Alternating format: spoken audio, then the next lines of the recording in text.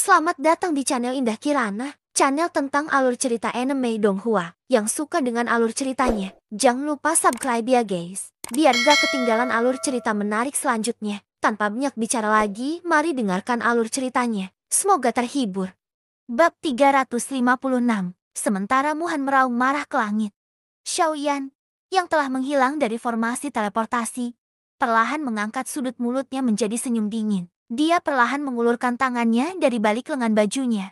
Sebuah cincin penyimpanan seputih salju diam-diam tergeletak di telapak tangannya. Sebuah pikiran terlintas di benaknya dan kekuatan spiritual yang menakutkan segera melonjak keluar dan memasuki cincin penyimpanan di telapak tangannya. Sebuah pikiran terlintas di benaknya dan kekuatan spiritual yang menakutkan segera melonjak keluar dan memasuki cincin penyimpanan di telapak tangannya. Cincin penyimpanan ini adalah cincin penyimpanan yang awalnya dikenakan Muhan di jarinya. Namun, ketika Muhan ditekan oleh tekanan Dodi, Qing Feng diam-diam mengambil cincin penyimpanan dari tangan Muhan. Selain itu, Qing Feng telah menggunakan kekuatan spiritual Dodinya untuk diam-diam menyembunyikan hubungan antara cincin penyimpanan dan Muhan. Selain itu, Muhan telah menaruh semua perhatiannya pada Qing Feng saat itu. Oleh karena itu, dia tidak memperhatikan detail kecil ini. Xiaoyan tidak dapat melakukan apapun pada cincin penyimpanan setelah mendapatkannya. Kekuatan spiritual Muhan telah melangkah ke tahap konsolidasi akhir. Itu bukanlah sesuatu yang dapat dengan mudah dibandingkan dengannya. Untungnya, Xiaoyan masih memiliki Guyu, iblis tua ini, di dalam tubuhnya, di bawah kekuatannya yang menakutkan.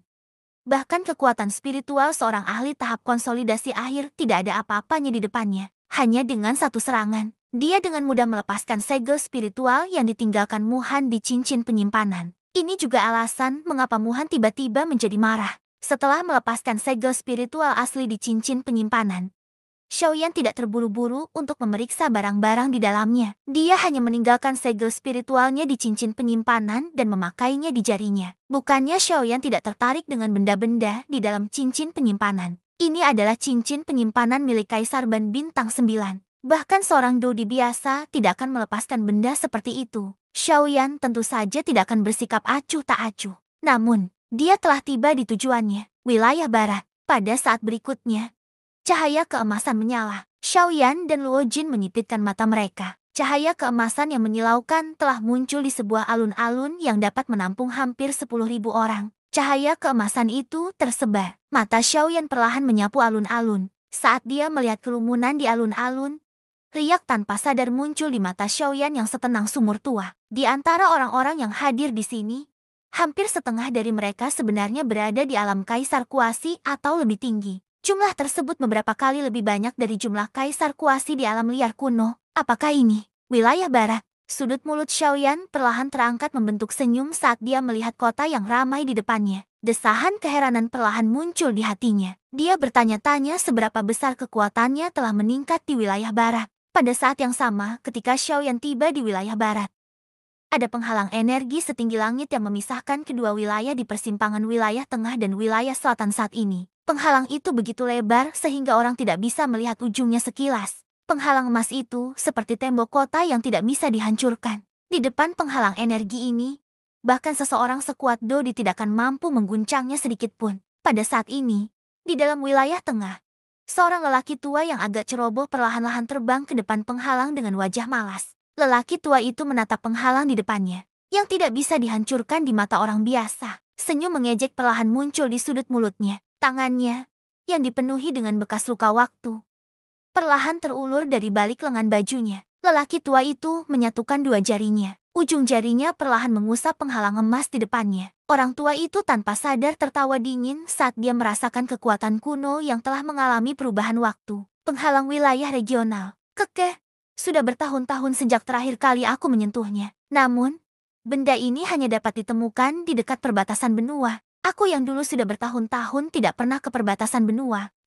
Orang tua itu terkekeh saat dia menatap penghalang di depannya. Ada tatapan kenangan di matanya. Saat itu, aku hanyalah bocah returnance. Setelah bertahun-tahun, kekuatanku juga telah mencapai level seperti itu. Namun, penghalang bodohmu ini masih sangat lemah setelah lebih dari 10.000 tahun. Ini dapat dianggap sebagai kasus keadaan yang tetap sama. Tetapi orang-orang telah berubah. Setelah mendesah pelan, Sebuah pikiran terlintas di benak orang tua itu. Dua jari di penghalang itu secara bertahap ditutupi oleh lapisan energi merah menyala. Energi ini adalah Genesis Ki. Saat Genesis Ki di jari lelaki tua itu semakin padat, aura yang kuat menyebar darinya. Di bawah aura ini, riak spasial samar mulai terbentuk di ruang sekitarnya. Kekeh, penghalang wilayah regional, hancurkan. Dengan tawa kecil, ekspresi di wajah tetua itu tiba-tiba berubah tegas. Begitu kata hancurkan keluar dari mulutnya, jari-jarinya tiba-tiba terdorong ke depan. Genesis Ki meletus dari jari-jarinya saat gelombang energi yang mengerikan terbentang. Boom! Dengan ledakan keras, sebuah lubang selebar beberapa kaki tiba-tiba muncul di penghalang energi emas di depan lelaki tua itu. Lelaki tua itu tersenyum tipis saat melihat ini. Dengan gerakan kecil, dia melewati penghalang. Wilayah selatan. Aku ingin tahu apakah orang itu ada di sini. Seluruh benua dipenuhi orang. Di mana aku bisa menemukan orang seperti itu? Desah. Orang tua itu tidak bisa menahan diri untuk tidak mendesah. Saat dia melewati penghalang, dia tidak lagi memiliki penampilan riang yang dia miliki ketika dia baru saja meninggalkan klan. Orang tua ini adalah orang yang dikirim oleh tetua pertama klan Xiao untuk menemukan Xiaoyan, Xiao Mingyuan. Dia awalnya percaya bahwa tidak akan sulit baginya untuk menemukan seseorang yang baru saja menerobos ke alam kaisar setengah langkah dan telah datang ke benua Yuanwu. Namun, kenyataannya tidak sesederhana yang dia bayangkan. Sejak dia meninggalkan klan dan melakukan perjalanan ke seluruh wilayah tengah, dia tidak dapat menemukan orang yang dia cari. Sebulan yang lalu, dia sekali lagi menerima telepon dari tetua pertama klan. Hal ini membuatnya merasa sedikit cemas di dalam hatinya dan dia segera berbalik dan bergegas menuju wilayah selatan. Wilayah selatan adalah satu-satunya tempat yang harus dilewati seseorang untuk memasuki wilayah tengah. Ini adalah satu-satunya tempat yang memiliki susunan teleportasi ke wilayah tengah. Dia percaya bahwa jika bocah itu ingin memasuki wilayah tengah, dia harus datang ke sini terlebih dahulu. Ini akan sangat meningkatkan peluangnya untuk menemukan orang itu. Sayangnya, dia tidak pernah membayangkan bahwa Xiaoyan secara kebetulan akan melangkah di jalan menuju wilayah barat. Ketika dia tiba di wilayah selatan, benua Doqi, meskipun Kaisar Api Xiaoyan telah meninggalkan benua Doqi, ini tidak mengubah aturan asli benua itu. Yang kuat akan bertahan hidup. Pelatihan terus berlanjut. Namun, perbedaan dari masa lalu adalah bahwa dengan Kaisar Api di depan mereka, semua orang di benua itu tampaknya menjadi sedikit lebih terobsesi dengan pelatihan. Hasil langsung dari ini adalah bahwa kekuatan rata-rata seluruh benua telah menjadi berkali-kali lebih kuat dari sebelumnya. Ketika Xiaoyan melangkah ke wilayah barat, ada sebuah lembah pegunungan terpencil di wilayah barat laut benua Doqi. Segala sesuatu tampak damai dari luar. Tetapi begitu seseorang menjelajah lebih dalam, inti lembah pegunungan ini ditutupi kabut racun berwarna hitam keabu-abuan. Munculnya kabut racun menyebabkan suasana lembah kecil ini sedikit berubah. Untungnya, karena medan yang terpencil, tidak ada yang datang ke sini. Beberapa binatang kecil hanya berjalan di sekitar pinggiran lembah. Oleh karena itu, mereka tidak terinfeksi oleh kabut racun. Pada saat ini, ada sosok manusia cantik yang duduk di inti kabut racun di suatu tempat jauh di bawah tanah di bagian terdalam kabut racun. Ada peti mati yang telah terinfeksi oleh kabut racun hingga membusuk di depannya. Gelombang demi gelombang kabut racun yang pekat terus menyebar darinya. Setelah itu, kabut itu diserap ke dalam tubuh wanita cantik ini. Setelah beberapa penyempurnaan, kabut itu menjadi bagian dari kekuatannya. Kekuatan wanita ini juga menjadi semakin kuat saat dia terus menyerap dan memurnikan racun. Dia bahkan telah menembus puncak bintang ke-9 kelas Douseng dan langsung menuju kelas Bandi. Namun, terobosan ini tampaknya membutuhkan waktu lama. Meskipun kabut racun terus diserap ke dalam tubuhnya, terobosan yang diharapkan tidak muncul. Wanita ini tidak pernah cemas, mampu berlatih hingga tingkat ini. Dia jelas mengerti bahwa pelatihan itu tidak mudah. Oleh karena itu, semakin dekat dia dengan saat terakhir, semakin dia tidak bisa merasa cemas. Wanita ini adalah orang yang telah memberikan segalanya untuk Xiaoyan saat itu. Dia bahkan rela menyerahkan hidupnya. Dokter Pri Kecil, Bab 357. Jadi ini wilayah barat. Kelihatannya agak berbeda dari yang dikatakan Guli. Xiaoyan melihat pemandangan kota yang ramai dan tak kuasa menahan rasa sedikit terkejut. Jauh sebelum dia datang, Guli telah memberitahunya bahwa wilayah barat adalah tempat paling tandus di benua ini. Itu adalah tanah kematian yang bahkan tak ada sehelai rumput pun tumbuh. Iklim yang kering dan panas bukanlah sesuatu yang dapat ditanggung oleh orang biasa. Di tempat ini, bahkan seorang ahli setengah kaisar harus berhati-hati saat berjalan-jalan. Kalau tidak, jika mereka tidak berhati-hati, mereka juga akan kehilangan nyawa. Namun, pemandangan di depan Xiaoyan saat ini sangat bertolak belakang dengan apa yang dia kira sebagai wilayah barat. Ini bahkan membuatnya curiga bahwa dia benar-benar datang ke wilayah barat. Melihat jejak kecurigaan di wajah Xiaoyan, Luo Jin terkekeh. Saat mereka bergegas, dia menjelaskan kepada Xiaoyan sambil tersenyum. Kau juga pasti berpikir bahwa wilayah barat adalah tempat yang sangat tandus. Xiaoyan sedikit mengernyit dan menatap Luo Jin. Alisnya seolah berkata, bukankah begitu? Setidaknya, wilayah barat yang dia dengar dari orang lain adalah memang tempat yang tandus. Luo Jin menggelengkan kepalanya dan terkekeh. Dia mengangkat alisnya dan bertanya, orang tua Guli itu yang memberitahumu? Xiaoyan mengangguk. Luo Jin mengangguk sedikit dan melanjutkan. Dia benar. Ekspresi Xiaoyan sedikit membeku. Kemudian, dia menatap Luo Jin seolah ingin memakannya. Luo Jin buru-buru tertawa dan berhenti bercanda. Dia tersenyum pada Xiaoyan dan berkata, kata-kata Guli memang benar. Namun, dia hanya setengah benar. Xiaoyan tercengang. Kemudian, dia sedikit terkejut. Setengah? Apa maksudnya? Wilayah barat memang tandus. Namun, pada saat yang sama, tempat ini juga ramai. Sama seperti yang kamu lihat sekarang. Tempat ini berbeda dari yang dikatakan Guli. Tempat ini dikelilingi oleh pegunungan hijau dan air hijau.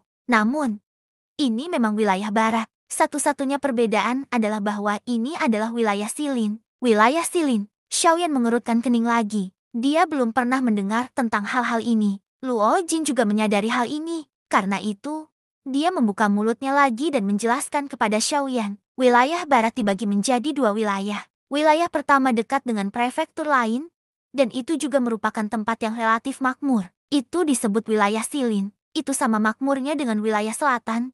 Dan itu juga merupakan tempat berkumpulnya sebagian besar ahli wilayah barat.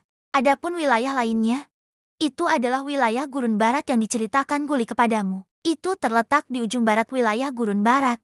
Wilayah bagian dalam wilayah gurun barat. Itu juga merupakan wilayah paling terpencil di seluruh benua. Pada saat yang sama, di sanalah makam kuno Tianju berada. Menjelang akhir, suara Luo Jin begitu lembut, sehingga hanya Xiaoyan yang bisa mendengarnya dengan jelas. Namun, setelah mendengar beberapa kata terakhir, ekspresi Xiaoyan tidak berubah sedikit pun. Makam kuno Tianju adalah makam seorang ahli transformasi asal. Bahkan sekarang, orang-orang di wilayah barat masih enggan berpisah dengan makamnya. Bahkan 4 sekte kuno besar telah mendambakannya selama beberapa ratus tahun. Dari sini, dapat dilihat betapa besar daya tarik makam Tianju Shanglen. Pada saat ini, Xiaoyan tidak dapat menahan diri untuk tidak memikirkan langkah pemusnahan surga yang dibawanya di punggungnya. Barang ini adalah salah satu dari 3 kunci untuk membuka makam kuno Tianju. Di masa depan, dia harus sangat berhati-hati saat berjalan melalui wilayah barat. Begitu 4 sekte kuno besar menemukan langkah pemusnahan surga padanya, itu akan membawa masalah yang tak ada habisnya bagi Xiaoyan. HMP, kalian semua minggir demi tuan kota ini. Minggir. Hari ini, tuan kota ini merekrut sekelompok pengawal pribadi. Mereka yang kekuatannya di bawah kaisar setengah bintang 3. Minggir. Tiba-tiba, teriakan kasar dan tidak masuk akal terdengar dari kerumunan di depan jalan. Saat teriakan ini terdengar, kerumunan di depan jalan dengan cepat disingkirkan. Sekelompok orang bersenjata lengkap dan berbaju zirah melangkah keluar dari kerumunan. Melihat ini, Xiaoyan dan Luo Jin tidak mau repot-repot membuat masalah. Dengan satu gerakan kaki, mereka mundur ke sisi kerumunan. HMP, kalian berdua bocah nakal. Berhenti di sana. Mendengar kata-kata yang jelas memiliki makna tersembunyi ini, Xiaoyan dan Luo Jin tidak bisa menahan diri untuk tidak mengerutkan kening sedikit. Mereka saling memandang, lalu berbalik dengan wajah muram. Mereka melihat ke arah sekelompok sosok kekar yang berjalan ke arah mereka di jalan. Ketika pria parubaya yang memimpin kelompok itu melihat Xiaoyan, matanya langsung bersinar. Dia mencibir dalam hatinya dan diam-diam menghancurkan sepotong batu giok seukuran telapak tangan. Baru saat itulah dia melihat ke arah Xiaoyan dan Luo Jin dengan senyum berani di wajahnya. Ketika dia berjalan mendekat, pria parubaya itu pertama-tama melirik Xiaoyan. Ketika dia merasakan aura yang terakhir dari kaisar setengah bintang 5. Matanya segera memancarkan cahaya terkejut. Menurut apa yang dia ketahui, kekuatan orang itu seharusnya paling banyak adalah kaisar setengah bintang. Bagaimana dia menjadi kaisar setengah bintang 5 hanya dalam 2 tahun? Meskipun dia sangat terkejut di dalam hatinya, sudut mata pria parubaya itu sedikit berkedut saat dia tertawa terbahak-bahak. Emen, tidak buruk, tidak buruk. untuk dapat meningkatkan kekuatanmu menjadi kaisar setengah bintang 5 di usia yang begitu muda. Bakat kultivasi seperti itu benar-benar jenius kultivasi tingkat atas. Bagus, kamu.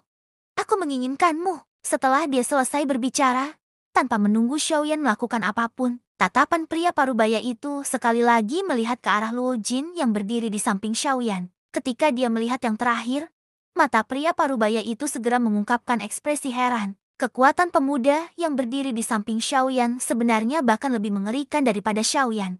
Dia benar-benar telah mencapai level Kaisar setengah bintang 8. Kaisar setengah bintang 8. Bahkan jika dibandingkan dengannya, Luo Jin hanya 1 bintang lebih lemah. Siapa yang mengira bahwa pemuda yang tampak muda di hadapannya ini sebenarnya juga mampu mencapai level seperti itu? Setelah mengetahui kekuatan Luo Jin, dan kemudian melihat Xiaoyan, pria parubaya itu tidak bisa menahan rasa terkejut di dalam hatinya. Dua orang di hadapannya benar-benar dapat disebut sebagai anak kesayangan surga. Sayangnya, setelah sadar kembali, pria parubaya itu menatap Xiaoyan dan Luo Jin dengan ekspresi puas. Dia tertawa terbahak-bahak dan berkata, "Bagus, Kaisar setengah bintang 5 dan Kaisar setengah bintang 8. Lumayan. Lumayan, aku akan memilih kalian berdua. Kembalilah bersamaku. Mulai hari ini dan seterusnya. Kalian berdua akan menjadi pengawal pribadiku. Di masa depan, kalian berdua akan menikmati kemuliaan, kemegahan, dan kekayaan yang tak ada habisnya." Hahaha. Mendengar kata-kata tegas dan tegas dari pria parubaya itu, alis Xiaoyan dan Luo Jin berkerut lebih dalam. Pria parubaya di hadapan mereka ini benar-benar meremehkan mereka terlalu banyak. Dengan satu kalimat, dia memutuskan apakah mereka akan tinggal atau pergi. Apakah dia benar-benar berpikir bahwa mereka adalah orang yang mudah ditipu? Tindakan yang mulia. Bukankah itu agak terlalu tirani? Xiaoyan sedikit mengangkat kepalanya dan menatap pria parubaya yang bahkan lebih tinggi darinya. Nada suaranya dipenuhi dengan ketidakpuasan saat dia berbicara dengan dingin. "Oh, apa yang salah? Tirani adalah sinonim ayahmu di kota hijau zamrud ini.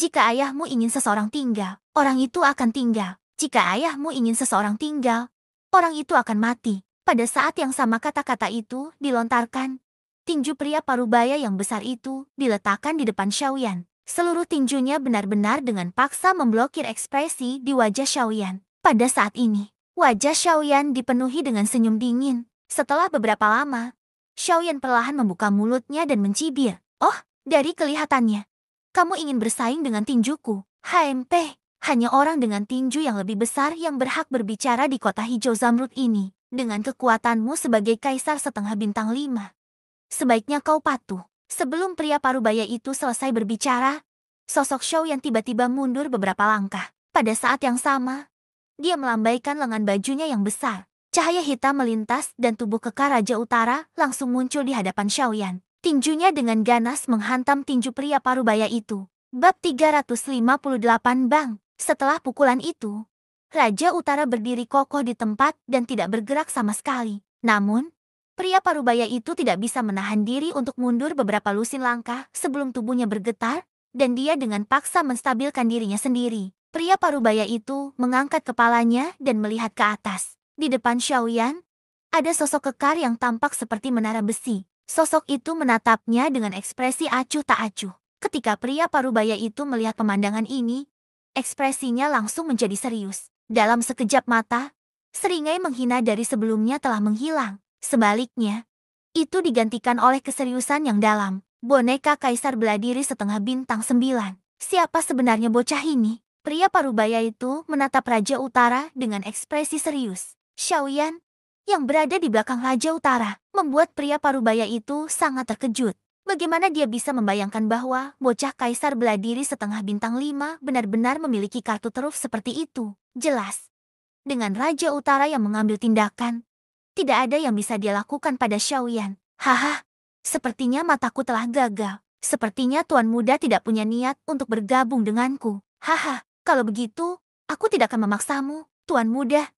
Silakan saja. Mengetahui bahwa dia tidak bisa memaksa Xiaoyan untuk tinggal, pria parubaya itu tidak lagi bersikap sok. Sebaliknya, dia memasang senyum yang tampaknya baik hati dalam sekejap mata. Pada saat yang sama, dia melangkah maju dan membuka jalan bagi Xiaoyan dan Luo Jin. Tindakan pria parubaya itu secara alami diperhatikan oleh kerumunan di sekitarnya. Seketika, Tatapan semua orang tanpa sadar jatuh pada Raja Utara yang berdiri di depan Xiaoyan. Raja Utara telah memaksa seorang kaisar setengah bela diri bintang 9 untuk mundur dengan satu serangan. Ini masih bisa dijelaskan sebagai Raja Utara yang mengambil inisiatif dan meluncurkan serangan kejutan. Namun, pria parubaya itu mundur ke arah Xiaoyan dalam sekejap mata menyebabkan kerumunan merasa curiga. Ketika beberapa kaisar setengah bela diri tingkat tinggi di kerumunan menyelidiki, mata mereka berangsur-angsur dipenuhi dengan keterkejutan saat mereka melihat Raja Utara. Boneka yang sebanding dengan kaisar setengah bela diri bintang 9.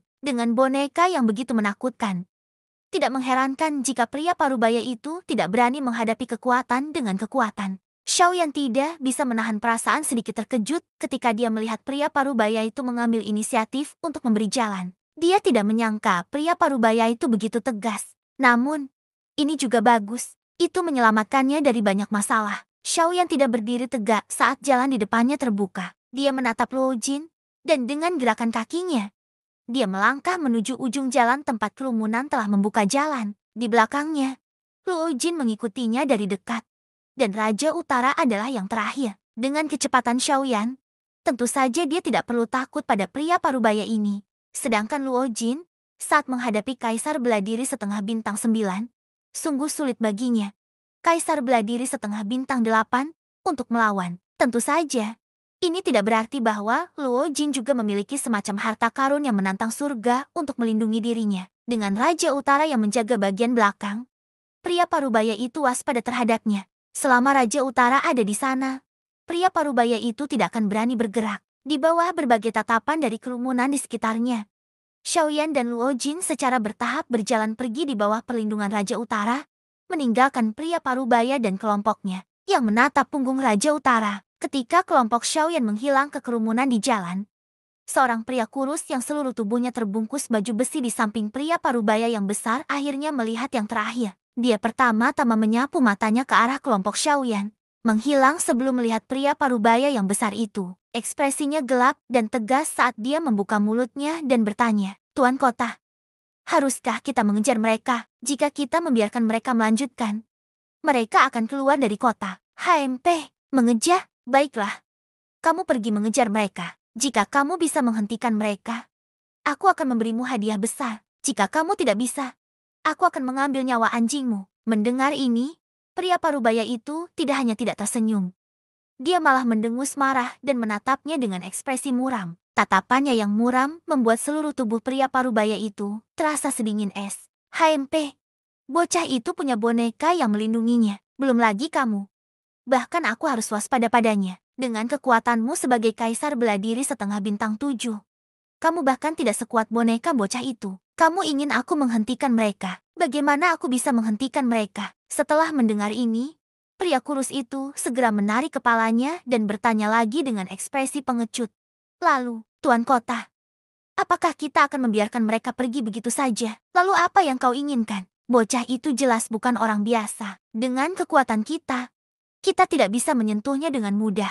Lagi pula, misi kita hanya untuk menahannya di kota hijau Gio. Selama kita bisa mengulur waktu, seseorang akan mengurus bocah itu. Melihat sosok Raja Utara yang menghilang, pria parubaya itu berkata dengan suara muram dan dingin. Di sisi lain, Xiaoyan dan Luo Jin tidak meninggalkan kota seperti yang dibayangkan pria parubaya itu. Sebaliknya, mereka perlahan berjalan menuju sebuah pavilion di tengah kota. Itu adalah cabang pavilion Yunyin. Sebelum mereka datang, Luo Jin telah memberitahu Xiaoyan bahwa ada cabang pavilion Yunyin di kota hijau Zamrud di wilayah barat yang akan mereka tuju. Tujuan mereka saat ini adalah cabang ini. Sementara mereka berdua bergegas, Xiaoyan bertanya kepada Luo Jin tentang situasi 4 sekte besar. Tentu saja, seperti yang diharapkan, ketika Luo Jin menyebutkan kekuatan keseluruhan dari 4 sekte besar, ekspresi Xiaoyan segera menjadi serius. Kekuatan 4 sekte kuno besar di wilayah barat memang seperti yang diprediksi Xiaoyan. Mereka semua adalah sekte super yang memiliki ahli Dodi sejati.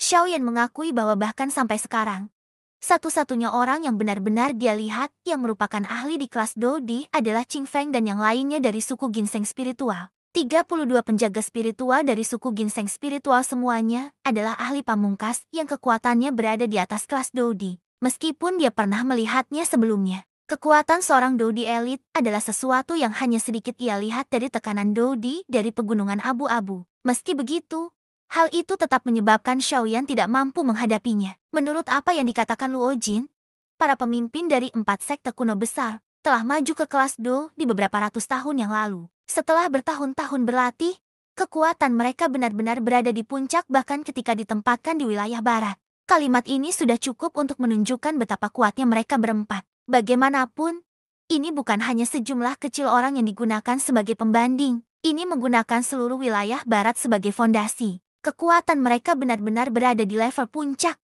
Orang terkuat di antara 4 sekte kuno besar adalah pemimpin sekte pemurnian dewa.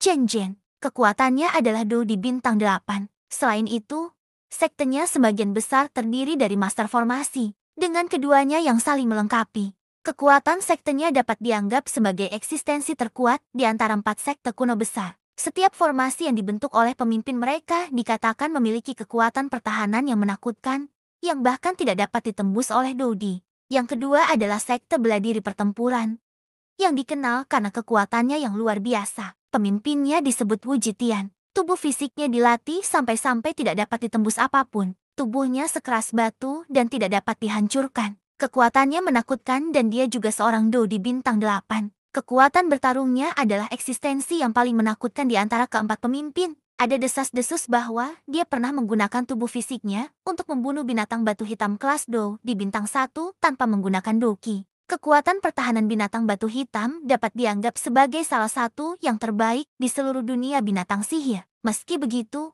ia tetap tidak dapat lolos dari kematian saat berhadapan dengan Wu Jitian. Orang ketiga adalah pemimpin gerbang pedang langit, Qian Ming. Kekuatannya mirip dengan Wu Jitian. Yang satu dikenal karena tubuh fisiknya yang kuat, sementara yang lain dikenal karena niat pedangnya yang kuat. Niat pedang Qian Ming begitu kuat sehingga hanya dengan satu pikiran, puluhan ribu pedang akan muncul dalam radius 10.000 kilometer, menyebabkan seseorang tidak memiliki tempat untuk bersembunyi. Mereka yang bertarung dengannya biasanya akan berakhir dengan daging dan jiwa mereka ditembus oleh niat pedang yang tak terhitung jumlahnya. Kematian mereka sangat kejam. Kekuatan serangan Jian Ming juga mirip dengan Wu Jitian. Namun, tubuh fisik yang terakhir begitu kuat sehingga Jian Ming biasanya tidak dapat melakukan apapun padanya. Adapun apakah dia takut pada Wu Jitian? Tidak ada yang tahu. Adapun master sekte keempat dari 4 sekte kuno besar, sektenya disebut sekte daun layu. Kekuatan seluruh sekte juga merupakan yang terlemah di antara 4 sekte kuno besar. Bahkan kekuatan master sekte jauh lebih lemah daripada 3 yang pertama. Sampai sekarang, pemimpin sekte daun layu hanya memiliki kekuatan Do di bintang 7. Tentu saja, ini juga merupakan keberadaan yang menakutkan yang tidak dapat dibandingkan dengan Xiaoyan. Namun, sekte ini benar-benar yang terlemah di antara 4 sekte kuno besar. Karena itulah, sekte daun layu sering menjadi bahan tertawaan bagi 3 sekte lainnya. Namun, Xiaoyan juga menemukan dari kata-kata Luo Jin bahwa Luo Jin memiliki pemahaman yang cukup baik tentang 3 sekte teratas di antara 4 sekte kuno besar. Mengenai sekte daun layu ini, tampaknya penjelasannya pun sangat sedikit. Saat mereka berdua berjalan dan mengobrol, Xiaoyan mengangkat kepalanya dan menemukan bahwa mereka telah tiba di cabang Pavilion Yunin di kota Lengcui. Bersambung ke bab selanjutnya.